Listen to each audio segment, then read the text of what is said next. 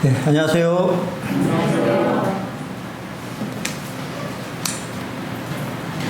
예. 이번 달에서 이렇게 야곱의 뭐라고 해야 되나요? 뭐 본처라고 해야 되나요?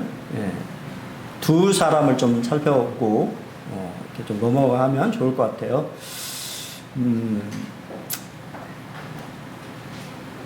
왜냐면은 우리 여성의 그죠? 믿음의 선진들 중에 여성에 대해서 좀 많이 다루지 않기 때문에 두 사람을 좀 좀 보기를 원합니다. 상처받은 여인에서 이스라엘의 영적 어머니로. 질문을 한번 이렇게 던져보고 싶어요. 여러분은 이건 뭐 누구한테 물어봐야 되나요? 누구한테 물어보는 게 좋을까요?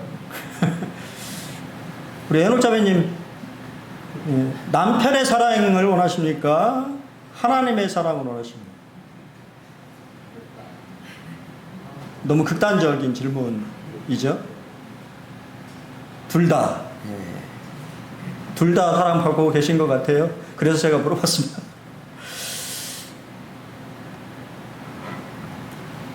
레아 하면 사랑받지 못한 여자로 이렇게 생각해 볼 수 있습니다. 성경은 창세기 29장 16절로 17절에 라반에게 두 딸이 있었는데 언니의 이름은 레아요 아우의 이름은 라헬이라. 레아는 시력이 약하고 라헬은 곱고 아름다웠다라고 이렇게 시작되어 있습니다. 어떠세요? 이게 AI가 만든 건데요. 챗 GPT가 어떻게 좀 이쁜가요? 팀? 큰일 날 소리네. 카일라가 제일 예쁘죠? 예, 카일라. 예. 자, 많은 번역본에는 이제 제가 뭐 이렇게 뒤에는 그렇게 했습니다만 사실 많은 다른 번역본에는 레아의 시력이 약했다라고 하는 말이 레아가 이쁘지 않았다라고 하는 말이 아니에요.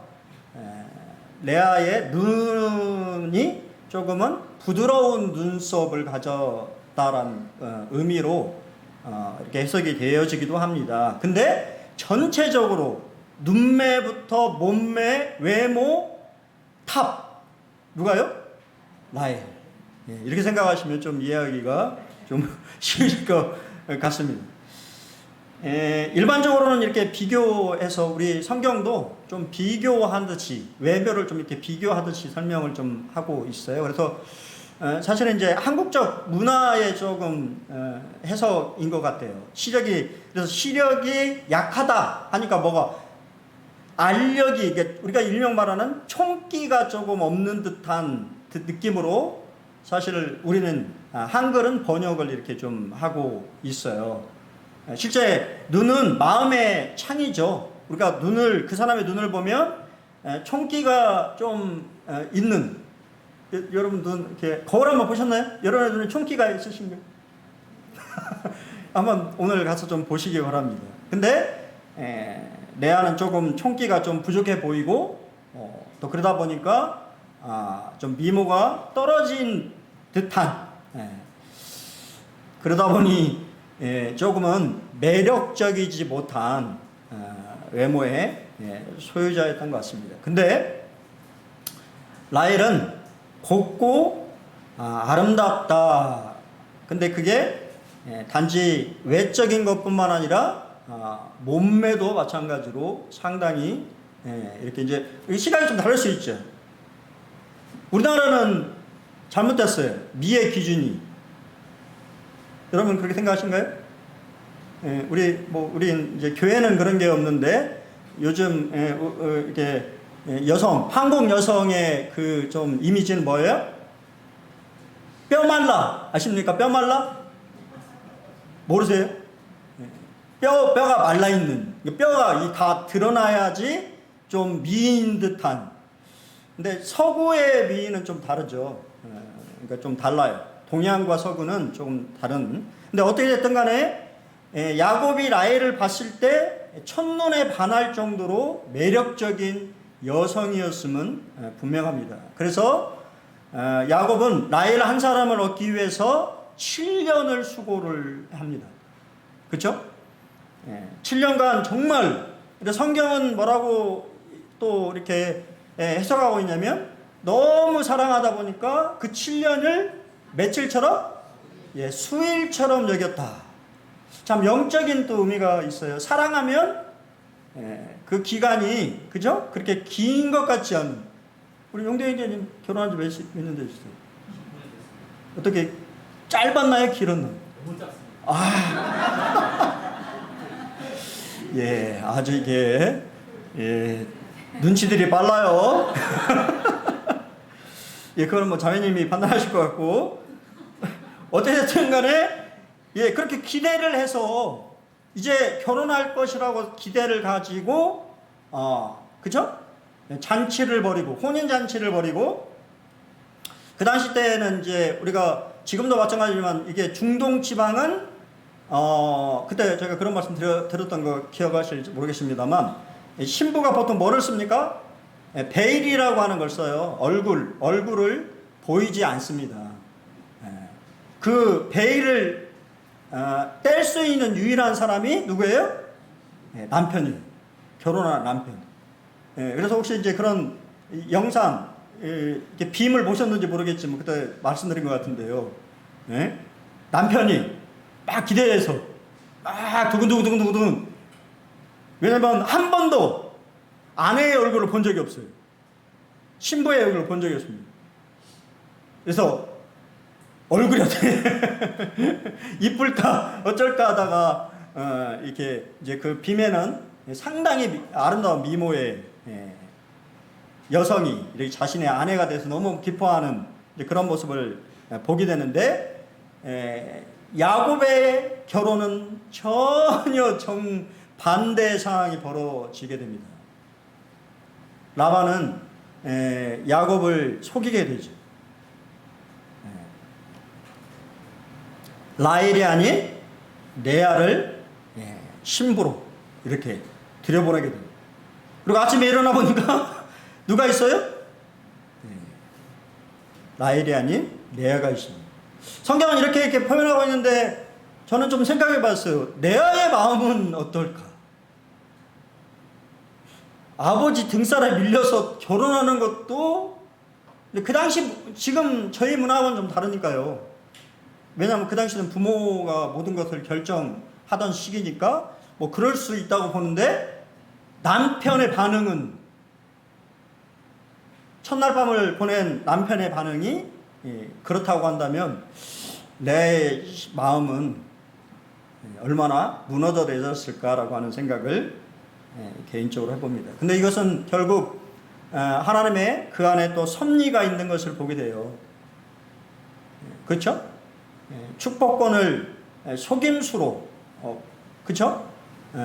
이 빼앗았던 야곱에게 어떻게 보면 철저하게 다시 그것을 속임수를 통해서 깨닫게 하는, 자신의 잘못을 드러내게 하시는 그러한 부분도 있다고 생각되어집니다. 미국의 어느 부둣가에서 전기 여객선이 도착하는 날이었습니다. 사람들이 배에서 내리는 도중에 한 여자가 발을 헛디뎌서 바다에 빠지고 말았습니다. 사람들은 고함을 치면서 방을 동동 굴렀어요. 근데 이상하게도 배의 선원들은 이를 보고도 가만히 서 있는 것이었습니다. 여자가 두 번이나 물에 이게 잠겼다가 떠오르기를 반복했는데, 그런데도 선원들은 전혀 움직이지 않았어요. 왜 그랬을까요? 여자의 힘이 빠지기를 기다렸습니다. 여자가 축 늘어진 것을 보고서야 한 선원이 바람같이 다이빙을 해서 그녀를 구해냈습니다. 왜 기다렸을까요? 사람들은 구출된 후에 선원들을 나무랬어요. 왜? 처음부터 빨리 구하지 않았냐고 아우성을 쳤습니다. 그 여인을 구하고 배에 이렇게 올라탄 선원이 숨을 내쉬면서 마침내 입을 열었습니다. 모르시는 말씀 하지 마십시오. 왜 기다렸을까요? 힘이 남아있는 상태에서 구하려고 하면 둘 다 죽을 확률이 높습니다. 발버둥을 치기 때문에. 그래서 힘이 어느 정도는 빠지기를 기다렸던 거예요. 영적인 거울과 마찬가지죠. 물리적인 구조, 육체적인 힘이 어느 정도의 소진이 됐을 때 그를 쉽게 구할 수가 있는 것처럼 영적으로도 자신의 자아가 어느 정도 깨트러졌을 때 하나님이 손을 내밀었을 때 손을 잡는다라고 하는 것입니다. 하나님이 우리를 구원하시는 원리도 이와 정확히 비슷합니다. 나의 발버둥이 끝나는 곳, 내 의지로 할 수 없다라고 판단하는 그 순간, 누군가를 의지해야 되겠다라고 손을 내미는 그 순간 하나님은 우리의 손을 잡아주시는 겁니다. 같이 한번 읽어보겠습니다. 시편 34편 18절 시작. 여호와는 마음이 상한 자를 가까이 하시고 충심으로 통회하는 자를 구원하시는도다. 그렇습니까? 하나님은 마음이 상한 사람에게 가까이 계십니다. 그리고 통회한다라고 하는 말은 자신이 죄인이라고 하는 사실, 자신의 죄를 철저하게 인정하는 사람입니다. 어떻게 보면 내 힘으로 할 수 없다라고 하는 것을 완벽하게 고백하는 사람, 그 사람을 하나님은 가까이 하시고 그들을 구원하시는 거예요. 그리고 그들을 위로하시는 것입니다. 어떻게 보면 남편의 그러한 사랑을 받지 못하는 레아의 삶은 어떻게 보면 그와 함께 하시기를 원하시는 하나님의 섭리가 있었음을 보게 됩니다. 예, 사랑받는 여자. 누구의 사랑을 받았을까요? 예, 남편의 사랑이 아닌 하나님의 사랑을 받기 시작하고 그것을 깨닫기 시작합니다. 사랑받지 못하는 현실. 사실 자식의 이름, 이거 야곱이 지었지 않았어요. 레아가 지었습니다. 그렇죠? 보통 이름은 같이 짓는 거나 아니면 아빠가 짓는 건데 레아는 자신의 내면의 고통을 아이들의 이름을 통해서 표현하고 있어요. 첫째 아들의 이름이 뭡니까? 루벤. 자신의 고통을 언어화했습니다. 뜻은 여호와께서 나의 괴로움을 보셨다. 여러분 이렇게 고백하신 적이 있나요? 하나님, 내가 정말 괴롭습니다. 이런 환경과 또 이런 처지가 정말 괴롭습니다. 라고 하나님 앞에 여러분 말씀드린 적이 있습니까? 여러분 그렇게 할 때 하나님은 여러분을 보시는 거예요. 여러분의 상황과 환경을 또 여러분의 그런 모습들을, 여러분의 고통을 하나님은 보고 계신다고 하는 거예요. 하지만 여전히 거기엔 조건이 달려 있어요.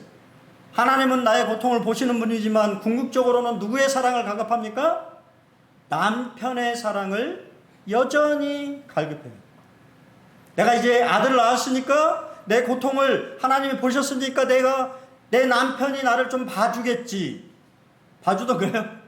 아니요. 여전히 봐주지 않습니다. 그리고는 두 번째 아들을 낳습니다. 시몬. 지속되는 현실. 시몬의 뜻은 여호와께서 내가 미움받음을 들으셨다. 여기서 미움받음은 사실은 선호하지 않는다라는 뜻이에요. 좀 강하게 표현해서 미움받았다라고 이렇게 표현했지만 사실은 별로 이렇게 사랑하지 않는 선호하지 않는 그런 상황이 일시적인 것이 아니고 지속적으로 결혼 생활이 그렇다라고 하는 것은 얼마나 고통스러울 거예요. 근데 그 순간에 누가 가까이 하셨습니까? 하나님이 그와 더 가까이 하셨어요. 그래서 우리 찬송에 그런 게 있잖아요. 그죠? 신음소리도, 나의 신음소리도 들으시는 하나님. 들으신다고. 보기만 하시는 것이 아니라 여러분의 마음의 고통을 들으신다고 하는 거죠. 그리고는 세 번째, 아들을 낳게 되는데 레이입니다. 어떻게 보면 인간 노력의 절정이에요. 레이의 뜻은 이번에는 내 남편이 나와 연합할 것이다. 아들 셋을 낳았으니까 이제는 정말 나를 좀 봐줄 거야 라고 생각했습니다. 참 야곱도 대단한 사람이에요. 아들 셋을 낳았는데도 여전히 누구만 바라봐요? 라헬만 바라봐요. 성경을 계속 읽어보시면 야곱의 마음에는 계속해서 라헬만 있었어요. 끝나는 순간까지.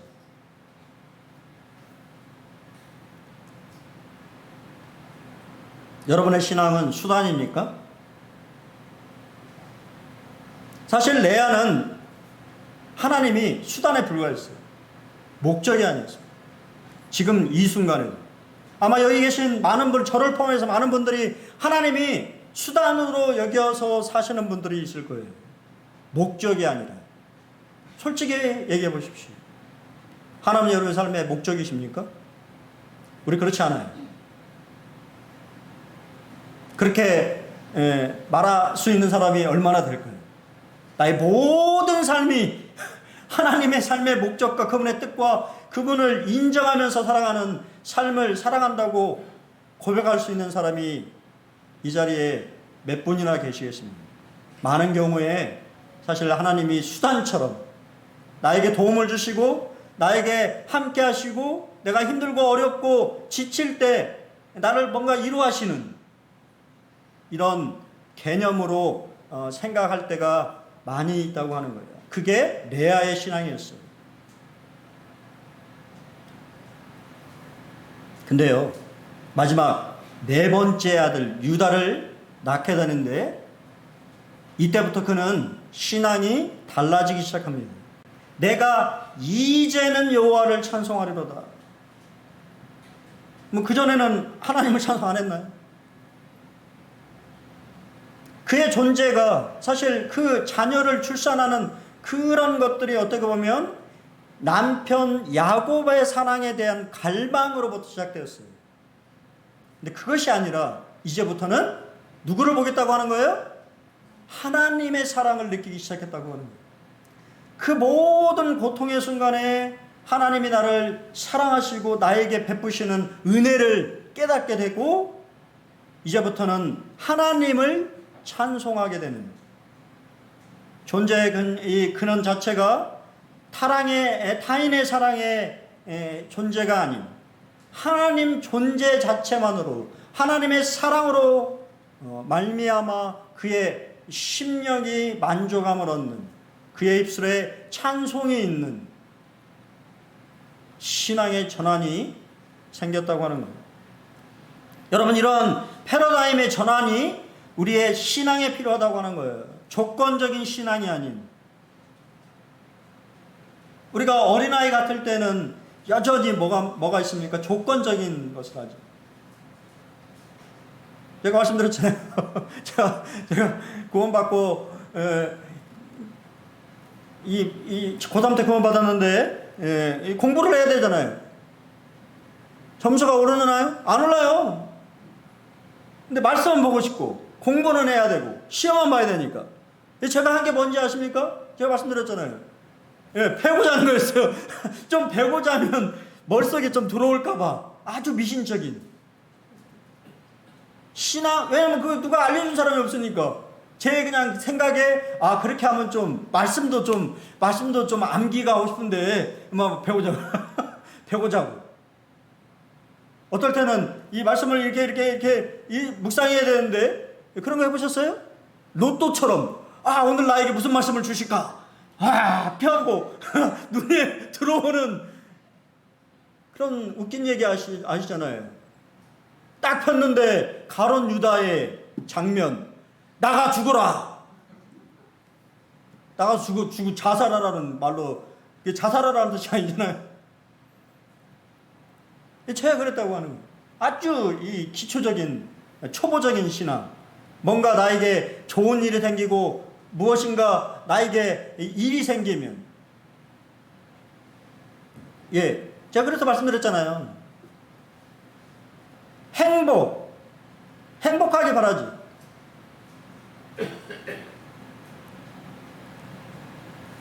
근데 세상에서 말하는 행복과 성경에서 말하는 행복은 달라요. 세상에서는 행복, 해피니스. 해피니스는 해픈에서 왔어요. 해픈.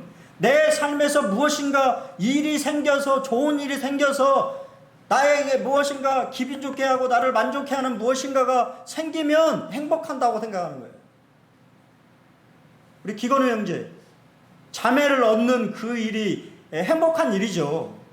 근데 그리스도인의 진정한 복은 블라드예요. 블레싱입니다. 블레싱은 블라드에서 오는 거예요. 오직 예수 그리스도의 십자가의 피만이 우리를 복 주시는 것입니다. 그래서 우리는 때때로 잊어버려요. 그래서 내 삶에 계속 무엇인가 일어나기를 바랍니다. 그게 바로 레아의 신앙이었어요. 근데 그 신앙이 바뀌었다고 하는 거예요. 하나님을 보게 된 거죠. 아무런 조건 없이 나에게 은혜를 베푸시고 사랑을 나만 바라봐 주시는, 여러분만 제가 이러면 또 혼난데, 우리 집사람이 맨날 우리 집사람이 이게 욕구가 많아요. 저도 인정을 합니다. 오늘 제가 뜨끔했어요. 어제 뜨끔하더라고요. 뭐라고 하냐면, 제가 실수하는 거예요. 자백을 하는 거예요. 컴피싱. 핸드폰 보는 것처럼 나 좀 봐줘. 이게 너무 막 비수처럼 날라왔어요. 그래서 제가 바로 핸드폰을 내놨습니다.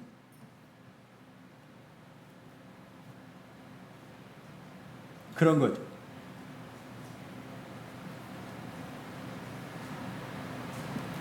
여러분, 우리의 존재의 이유는 타인의 사랑을 받아서 우리의 만족이 되어지는 것이 아니라 하나님 존재 자체, 그분이 복이고 그분이 상급이고 그분이 우리의 방패가 되시고 위로가 되시고 그분이 모든 것이 되신다라고 하는 것을 깨달을 때 여러분 진정한 신앙의 만족이 온다고 하는 거예요. 그것을 아브라함도 한참 나중에 깨달았습니다. 아마 여러분들도 마찬가지일 거예요. 저도 마찬가지. 근데요, 그렇게 사랑을 받지 못한 레아의 영예와 반전이 있습니다. 사실 성경에는 이 레아의 영예와 반전이 잘 표시되어 있지 않아요. 그래서 유대인들은 레아를 어떻게 생각할까라고 제가 조사를 좀 해봤습니다. 레아는 야곱이 어떻게 생각하든지 상관없이 참된 본처의 자리에 있는 사람이었어요. 라헬은 어디서 죽었습니까? 베들레헴 길가에서 죽었어요. 누굴 낳다가? 베냐민. 지상에서의 남편의 짧은 사랑. 우리 하진이 그런 로맨틱한 사랑을 원하나요? 남편이 그냥 너만 바라보는 거죠. 온 막 사랑을. 근데 요절합니다. 일찍 죽어요. 레아는 어떻나요? 레아는 막벨라 굴에, 여러분 나중에 성취자를 가보십시오. 얼마나 많은 그리스도인과 유대인들이 막벨라 굴을 방문하는지 몰라요. 그곳에 방문해서 기도하고 아브라함과 이삭과 사라와 레아를 기억하면서 기도합니다. 아브라함의 정식 가문의 묘실에 안장됩니다. 누구랑 함께? 야곱과 함께. 이거는 이제 성경에 안 나온 얘기를 말씀드리는 거예요. 유대인들은 레아를 원래 운명을 이긴 기도의 사람이라고 여깁니다. 그게 무슨 말이냐면 원래는 레아가 첫째 딸이잖아요. 그러니까 누구랑 결혼해야 되냐면 에서랑 결혼해야 됩니다. 에서랑. 그렇게 해석합니다. 유대인들은 당연히 리브가가 믿음의 사람들이기 때문에 자기의 믿음이 있는 가문, 자기 가문에서 결혼을 시킬 것으로 생각했다고 하는 거예요. 그래서 원래는 누구랑 맺어져야 되냐면 이 레아와 에서가 맺어지고 또 야곱과 라헬이 맺어지는 것이 운명이라고 생각했어요. 근데 그것을 알력이 부족한 이유를 어떻게 해석하냐면 에서에게 시집가지 위해서 매일 눈물로 기도한 사람이다. 그렇게 해석합니다. 그 눈물의 기도가 그의 운명을 어떻게 했다고요? 변화시켰다고 생각하는 것이 유대인들의 해석이에요. 비극적 운명이 아닌 영적인 축복을 받는 본처의 자리에 오르는 레아를 칭찬합니다. 진정한 감사의 시작.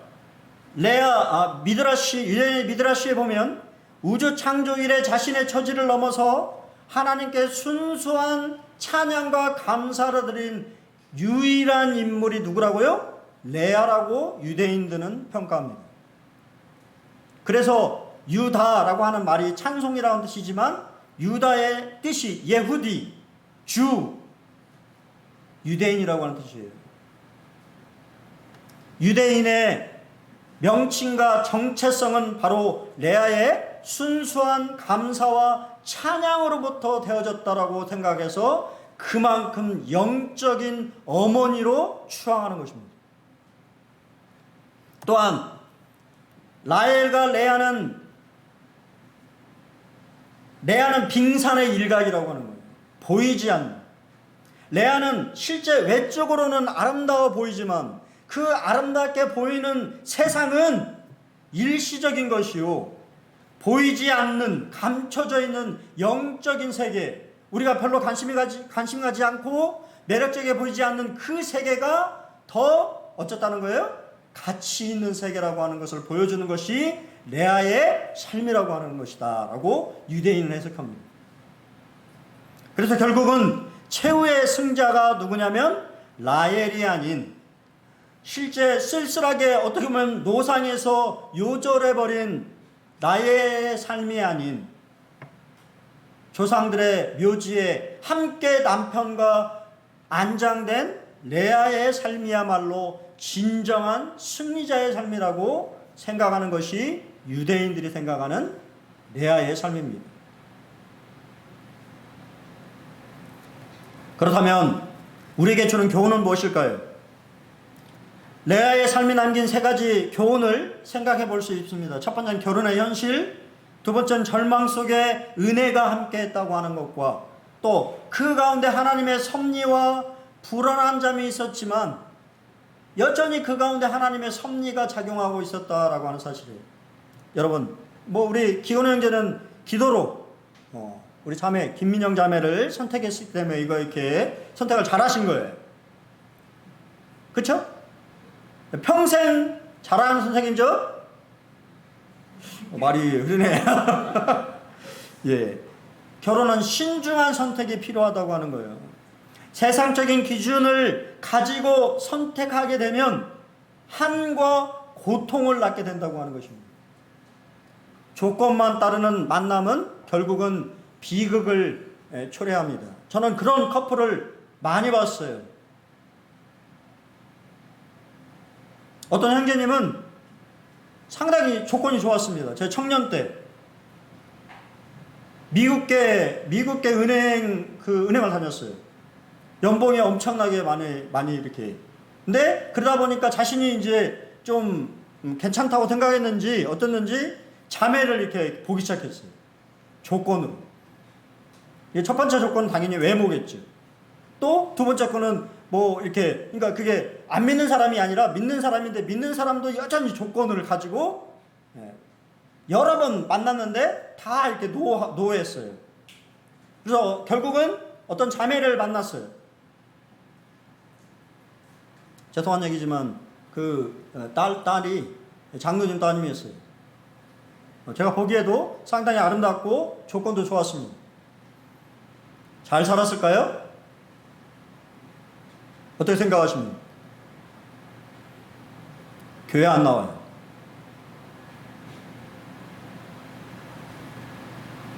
결혼하고 얼마 지나서 교회 나오지 않습니다. 신앙을 잊어버렸어요.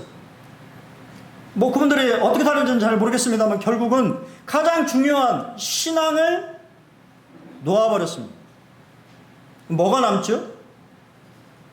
두 사람의 삶에 신앙보다 더 중요한 것이 있나요? 그분들이 어떻게 사는지 잘 모르겠어요. 왜 모임을 떠나버렸어요? 항상 결혼에 무엇인가 나의 조건들을 드리면 여러분 아니, 성경의 원리는 일부 1초에 하나님의 말씀에 순종하는 것을 말하고, 또 기도할 때 기도와 선택, 하나님의 뜻이 어디 있는지를 분별하는 그런 마음이 필요한데, 요새 이제 어려운,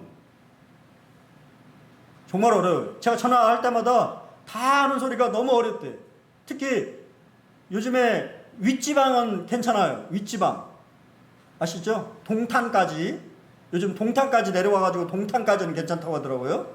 근데 동탄 밑으로는 어렵다고 다 얘기합니다. 왜? 자매들이 내려오려고 하질 않아. 아예 선을 보려고 안 해. 시골이래. 그런 게 중요한가요? 저는 그때 같이 청년 때 이렇게 어떤 자매님이 있었어요. 청년 자매님이셨는데, 그때는요, 솔직히 제가 이렇게 말씀드린지 모르겠지만, 모임 생활 별로 열심히 안 했습니다. 근데 이 자매님이 나중에 제가 그 시간이 지나서 이제 결혼을 하셨는데, 이 지방에서 결혼했어요. 여러분도 아실지 모르기 때문에 제가 이렇게 약간 내용을 다 빼고. 근데 그 자매님이 변화됐어요. 매일 교회에 나와서 섬기고 있어요. 제가 깜짝 놀랐습니다. 신앙이 변화됐습니다.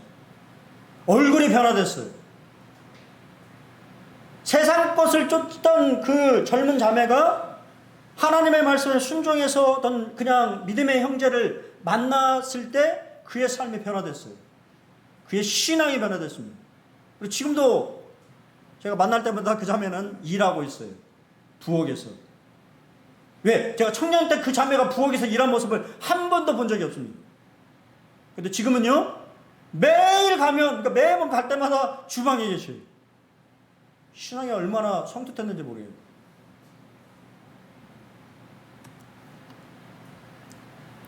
어떠한 상황이든지 간에, 여러분, 레아에게 성경은 총이 없다라고 했는데요, 사실은 사랑받지 못했다라고 하는 뜻입니다. 그는 고통 속에 있었습니다. 남편의 사랑을 받지 못한다라고 하는 것이 얼마나 그에게 큰 고통이었을까요? 근데 그 고통 속에 하나님의 은혜가 함께하고 있었다고 하는 거예요. 또한 그 모든 것이 자신들이 뭔가 이 남편의 사랑을 뭔가 이렇게 갈취하려고, 아니 뭐 이게 얻으려고 하는 노력에서 된 거지만, 사실은 계속해서 하나님의 은혜를 베푸셔서 자식을 계속 누구에게 줬어요? 레아에게 막 주십니다. 누구의 태는 다 주시고 라헬의 태는 다 주셨어요. 모든 주권이 하나님 손에 있음을 말하고 있어요. 결국은 레아를 통해서, 레아라고 하는 이 축복의 통로를 통해서 메시아가 이 땅에 임하셨다고 하는 사실을 기억하셔야 돼요. 여러분은 완전하신 계획, 인간은 한계가 있습니다. 어떻게 보면 콩가루지만 같은 그런 환경 속에서 하나님은 계속해서 하나님의 뜻을 이뤄나갔다고 하는 거예요. 그리고는 12지파를 그 말도 안 되는 가정을 통해서 세워나갔다는 사실을 기억하시기 바랍니다.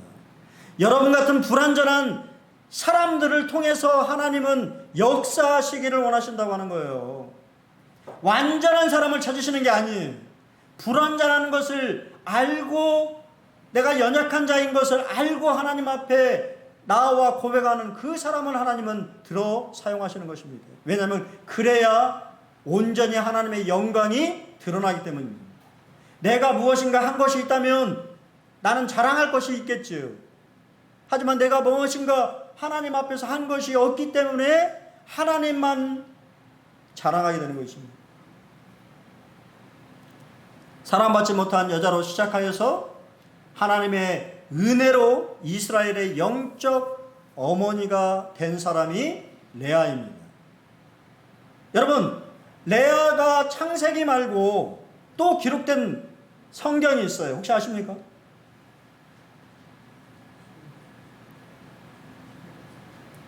혹시 아세요? 딱 한 구절이 기록되어 있어요. 레아의 룻기입니다. 룻기 4장 11절 같이 한번 읽어볼까요? 읽어보겠습니다. 11장 시작. 성문에 있는 모든 백성과 장로들이 이르되 우리가 증인이 여호와께서 내 집이 들어가는 여인으로 이스라엘의 집을 세운 라헬과 레아 두 사람 같게 하시고 네가 에브라드에서 유력하고 베들레헴에서 유명하게 되기를 원한다. 이것은 이방인 여자인 룻을 유대 장로들이 축복하는 장면입니다.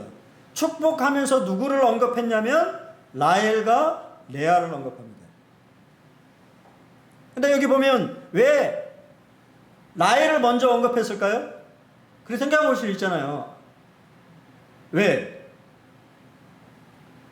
라헬이 어디서 죽었어요? 라헬이 어디서 죽었습니까? 아까 말씀드렸는데 다 잊어버리셨네요. 베들레헴 동양에서 죽었어요. 같은 지금 이들이 거주하는 지역에서 죽은 라헬에 대해서 불쌍한 마음, 긍휼히 여기는 마음, 그런 마음들을 여기 지금 베들레헴은요 원래 유다 지파입니다.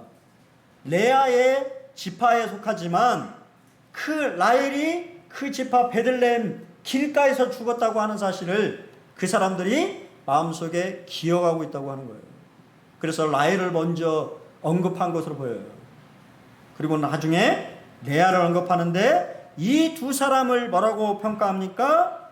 집을 세운 사람, 이스라엘의 집을 세운 사람, 그리고 그 집을 또 세울 사람이 누구예요? 모압 여인 룻이라고 하는 사실입니다. 여러분 얼마나 놀라운 은혜가 여기 있습니까? 전혀 어떻게 보면 이 라헬 이 여인의 삶에서 뭐를 기대할 수 있어요? 저 이방 여인 룻에서 뭐를 기대할 수 있습니까? 근데 그 사람들을 통해서 하나님이 은혜를 베푸시고 하나님의 역사를 이루어 가셨다고 하는 사실은 동일하게 여러분들 삶 속에서도 그러한 역사를 만들어 가기를 원하시는, 여러분이 하나님의 축복의 통로가 되기를 원하시는 하나님의 뜻이 있다고 저는 믿습니다. 여러분은 외부적인 조건으로는 평생 사랑받지 못한 불행한 여인이었으나 하나님의 주권 속에서는 누구보다 짙은 은혜를 누린 위대한 영적 어머니 레아를 기억하시길 바랍니다. 그는 사람에게는 사랑받지 못했지만 하나님에게는 정말 사랑받은, 그래서 제가 다시 한번 질문을 드리는 거예요. 우리 자매님은 참 현명하셔서 우리 애녹 자매님은 둘 다 우리 도장님 열심히 하셔야 되겠네요. 하나님의 사랑, 욕심꾸러기네요. 하나님의 사랑도 또 남편의 사랑도 둘 다가 맞죠. 혹시 그러지 못하신 분들이 혹시 계신다고 한다면 여러분, 하나님 여러분을 사랑하십니다. 누구보다 여러분이 하나님을 여러분을 사랑하시고 그 사실을 기억하시길 바랍니다. 내 인생은 왜 이렇지? 내 인생은 왜 이렇게 그렇게 환탄하고 원망하는 것이 아닌 그러한 상황에서도 나를 사랑하시는 하나님을 믿고 의지하신다면 여러분의 인생이 하나님의 축복의 통로가 되고 하나님의 역사가 여러분의 삶 가운데 이대하게 이정표로 남게 될 것을 저는 믿습니다.